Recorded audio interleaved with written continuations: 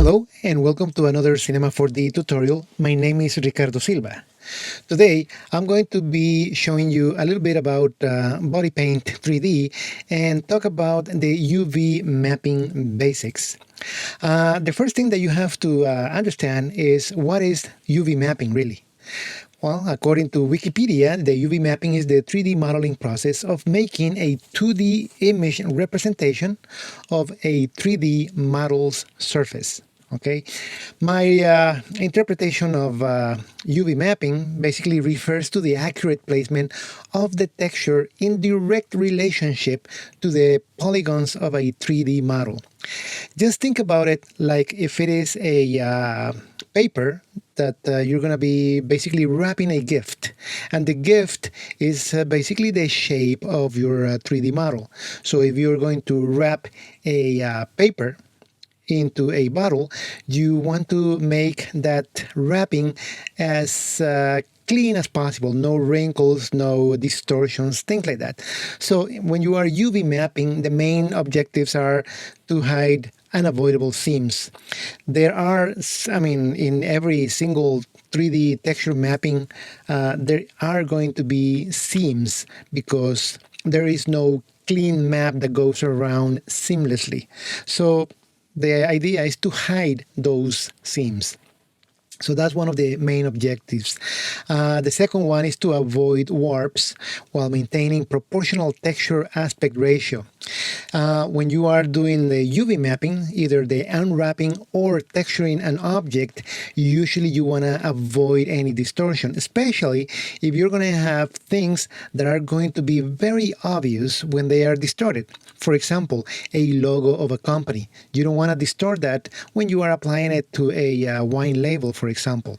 In this case, as you can see here on the right side, the image shows that when you are doing UV mapping, you usually use certain guides. In this case, this is a number guide that goes from 1 to 10. And when you wrap it around the object, you will see obvious distortions that you are actually going to have to work really hard to avoid having them.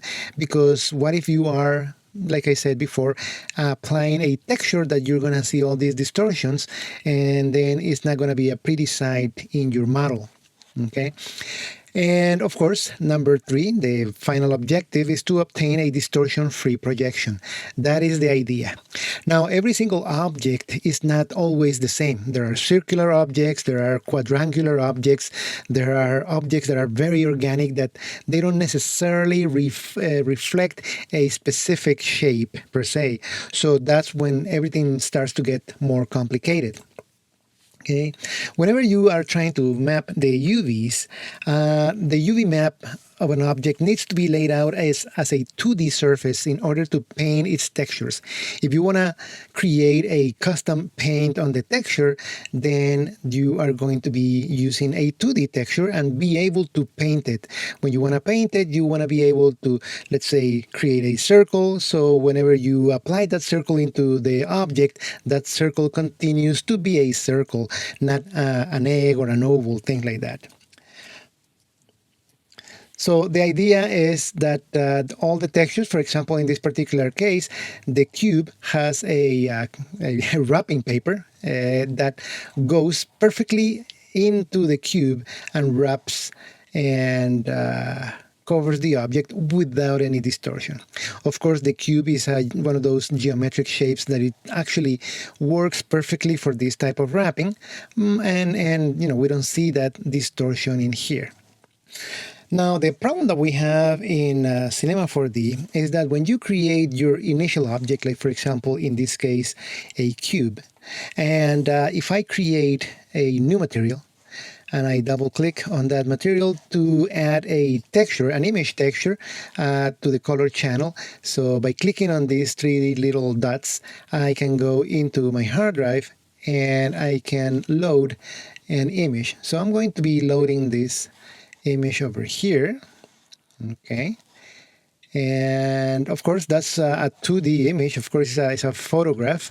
So whenever I apply it to my cube, the cube by itself is already contains already that UVW information, but as you can see, the image has been mapped in every single face of that cube. That means that the UV data that is inside my parametric object is telling me that every single polygon that this one contains, or every single side of this cube, basically will have exactly the same UV data as the next polygon in here. Okay, so that's not helping me, but we can change that in, we can make some changes. So for example, if you select the texture tag here in the object manager, you can go down here and change the projection to something else. For example, you can say, make it spherical.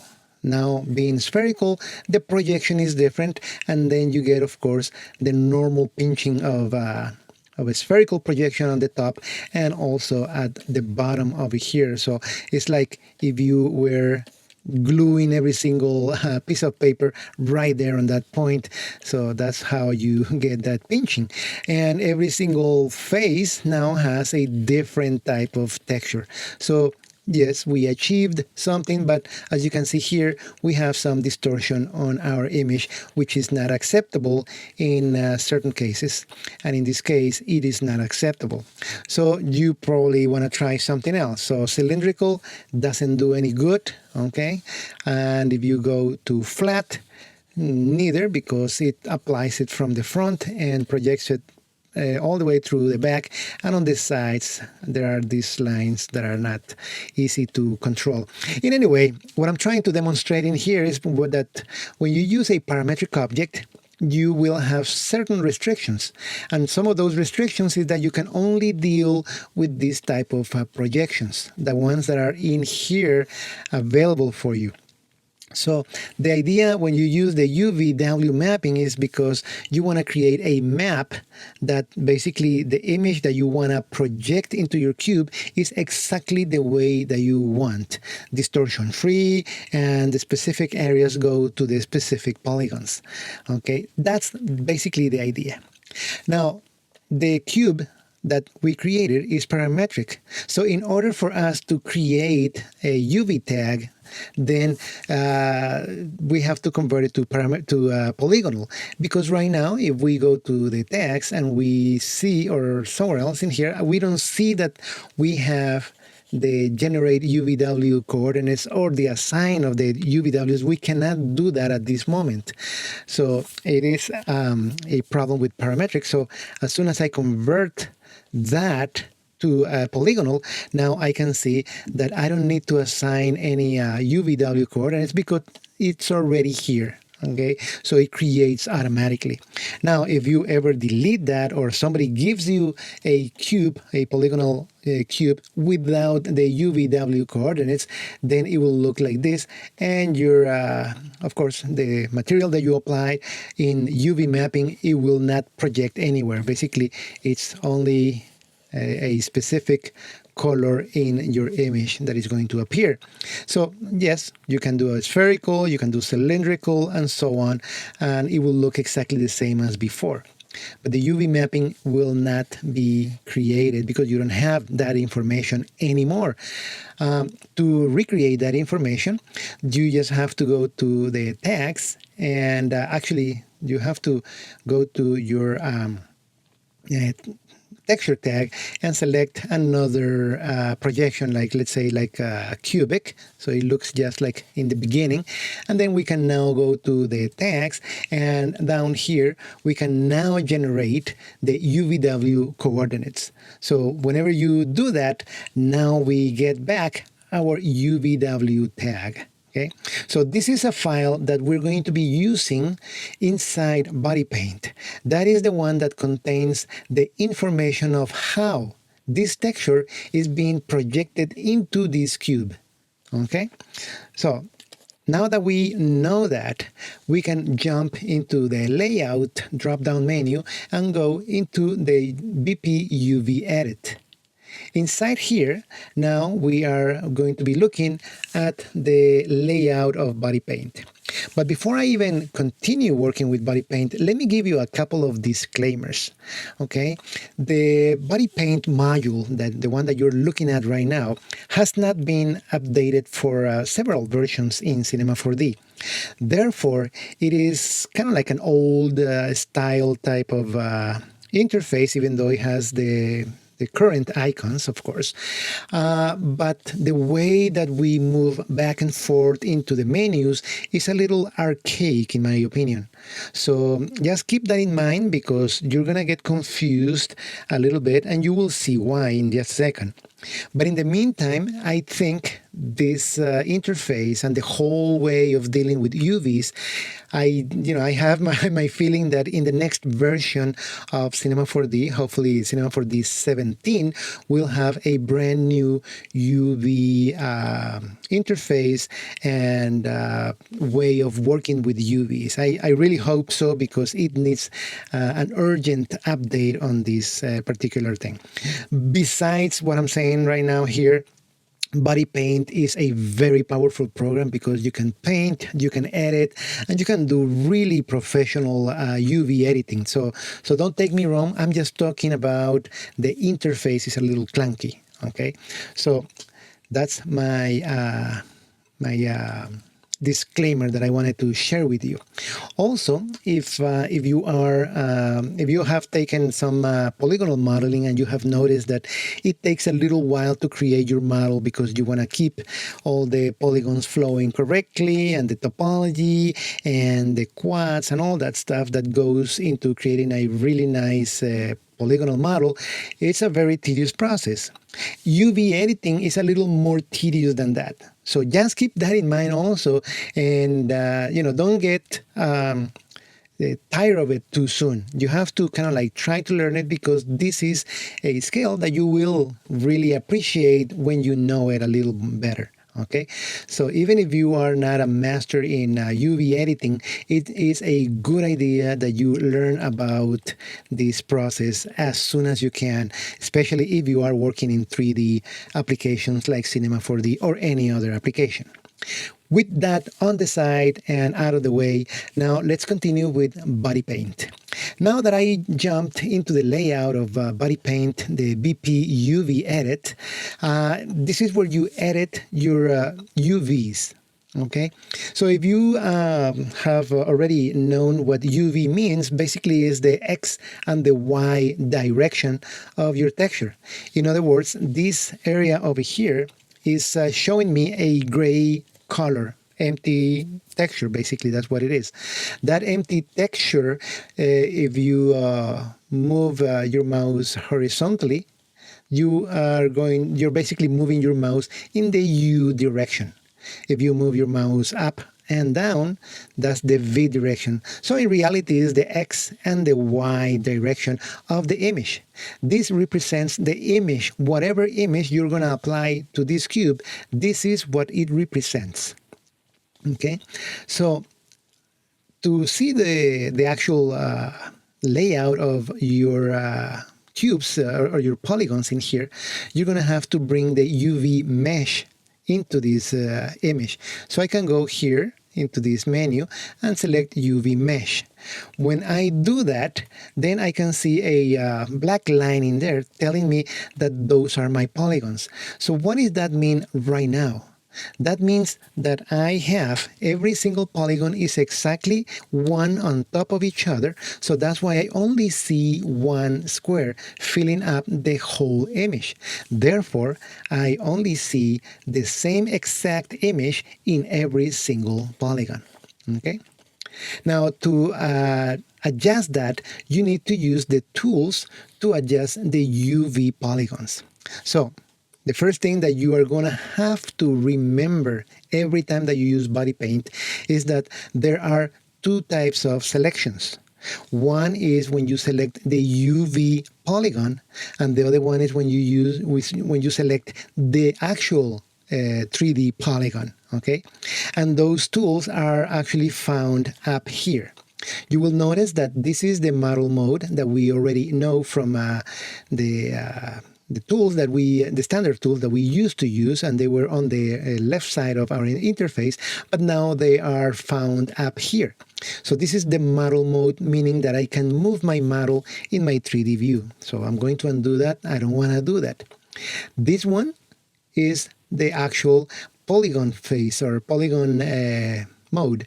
That means that I can select polygons, and if I were to move the axis, then I am editing my polygons, and also I don't want to do that. I'm just selecting that, but these tools are in here because they're going to be useful for later when we want to select certain parts of our model to apply textures and to do certain modifications in the texture. The edges, the same thing. This is the 3D edges, meaning that we can edit and modify or destroy our model. The points the same way, okay? So you're going to be really careful when you actually select components in your object, because your model is finished. You don't want to move it anymore, okay? Now, next to it, we have what is called the UV polygons, the UV points, and the texture mode. That means that if I select that means if I click in here, I am updating is the polygon, the UV polygon, not the actual polygon, as you are able to see here. So I can move that in my 2D view on the right side. Notice that I am moving that, and my image on my 3D cube is actually moving. So I can use the transformation tools that they are all the way up here on the left side. So I have the move tool, the scale tool, and the rotation tool. So depending on what mode you are selecting here, you're going to be able to move these those elements. That's why I mentioned that if you are in the mode that you are able to move this polygon, be really careful. If you just change the size, your model is going to change completely, right? So keep that in mind, okay? This is a very confusing workflow, and I'm just warning you that this is going to give you trouble in the beginning, okay? Once you get used to it, then you're going to realize, oh, I am in the polygon mode, I better go to the UV polygon mode, because you are editing the UV polygon. So in here, I can change the size of my UV polygon, but my model remains exactly the same. Okay, so now I am able to control where in the texture I want to actually have this image being projected. So for example, let's say I want that to be the face, and I can rotate. Notice that I select the rotate tool as long as I am in the UV polygons. So I can rotate, and my image rotates in the viewport as well, okay? Now, you are going to say, but how am I going to know exactly what am I doing? Because, I'm doing it on the right side, but I only see it on the left side. Okay, that's fine, because under the textures, you can actually load the texture. So let me just go back to the objects manager that is now down below here on the left side. Okay, and if I go to the materials tab that you see there, you will notice that the actual material has an X in there.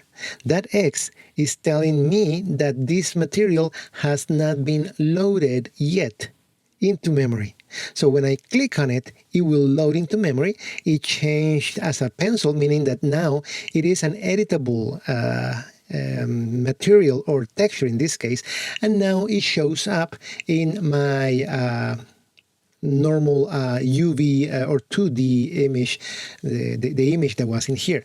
So I can select to work on an empty canvas or work inside or use the actual texture that I created. And of course, that texture was a different format ratio, and therefore we have some distortion, okay? So just keep that in mind, that I'm using this material, this texture is a normal photograph. There is no actual, this is not an actual texture, but I could, however, change that proportion of that UV polygon in here. So in the scale tools, I have the normal scale, and I also have the non-uniform scale, meaning that I can distort or change the scale of my UV polygon non-uniformly. So when I select that, I can make that a little more into the square that it was. And now I have a, oh, I'm sorry, I have to go to the move tool, and now I can move this, let me just go into selection, click out, select this polygon or this UV polygon, and I can now move that, okay? And successfully I applied that, and I'm sure is distortion free right now. Okay, so I can do exactly that.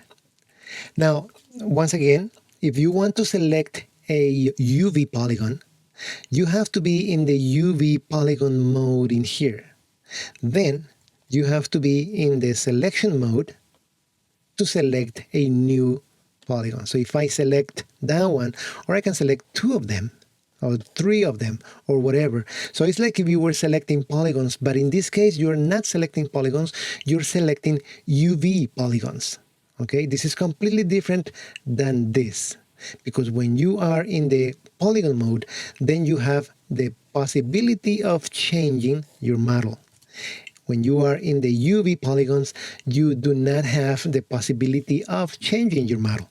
You are changing is the placement of your texture. Okay, so now I'm going to select just one polygon here, one UV polygon, and I'm going to go to the move tool, and I can see that that polygon is very big. It was basically the full frame. So let's say that I want to make that polygon just, apply here on the bottom right side of the photograph. So very simply, I can resize it first of all, like so. And then if I press the letter E for move tool, I can move it there. The letter T for scale. And I can zoom in into the image or get away. So the only thing that is being mapped into that polygon is this area. So this is very interactive. As you can see, it's not too difficult, but it's a little confusing, I know. But in reality, it's very powerful because I can place this texture anywhere I want. Okay, and easily use the same image to texture with different parts of the image every single polygon that I want. Okay, now let's suppose that I go back to the selection tool and I select these 2 UV polygons. And I want to have those 2 UV polygons again with the same face of the statue here of Simón Bolívar. So I'm going to go into the move tool and I'm going to try to make it like that. But as you can see, what I am moving now is the 2 polygons at the same time. They are in the same exact location. That's why I only see one big frame. So what I have to do is go back to my selection tool, select one of them, and with my move tool, move it away and possibly put it right there next to the whole thing right there. And select now the 2 of these polygons, and with my scale tool I can resize that, and with my letter E for move I can put it right here. Okay, so very simply, very fast and accurate per se, I am creating what I wanted to do is basically an image that starts here and then wraps around that and continues over here. Okay. All right, so that's the basic idea of manipulating your UV polygons, I'm sorry. There are several tools that we're going to be using in just a moment, but I think this is the first stage of learning the UV edit and some of the most important tools that you need to know at this point. So if you want to continue learning UV editing in BodyPaint inside Cinema 4D, I strongly invite you to check video number 2. Okay, so I'll see you later. Bye-bye.